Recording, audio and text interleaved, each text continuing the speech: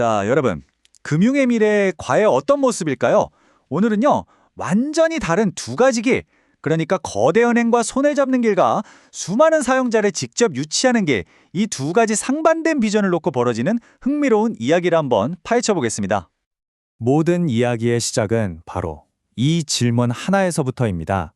아니, 자산 규모가 3조 달러나 되는 거대 은행이 대체 왜 이제 막 떠오르는 모바일 암호화폐 네트워크에 관심을 보이는 걸까요? 이 둘 사이에 우리가 모르는 뭔가 특별한 일이 벌어지고 있는 건 아닐까요? 지금부터 그 속을 한번 들여다보시죠. 이 소문의 중심에는요, 정말 놀라운 주장이 하나 있습니다. 바로 글로벌 금융의 거인 HSBC가 파이 네트워크의 기술을 비밀리에 테스트하고 있다는 건데요. 전통 금융의 상징과 블록체인의 만남이라니 이거 정말 흥미진진하지 않나요? 자, 이 슬라이드를 보시면 이 주장의 근거라는 게 나오는데요.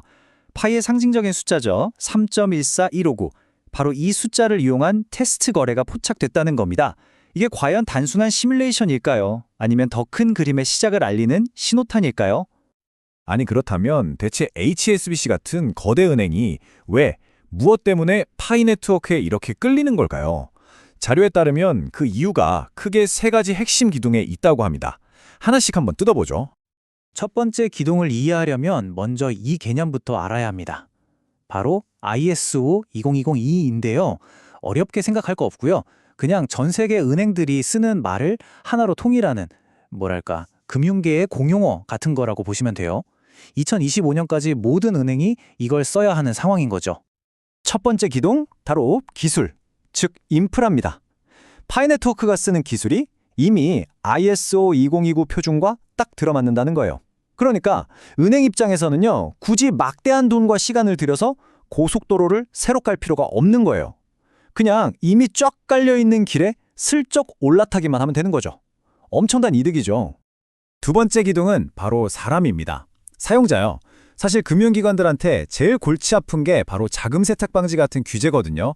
그런데 파이 네트워크는 이미 수천만 명이나 되는 신원이 확인된 사용자를 딱 확보하고 있잖아요. 이건 뭐 은행 입장에서 보면 규제 문제를 한 방에 해결해 줄 수 있는 그야말로 성배나 다름없는 자산이라는 겁니다. 그리고 마지막 세 번째 기둥, 바로 시장 확장성입니다.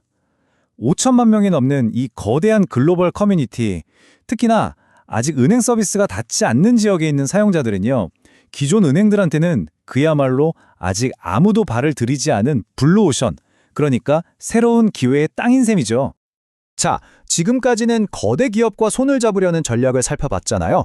그럼 이제 완전히 정반대의 길을 한번 가보겠습니다.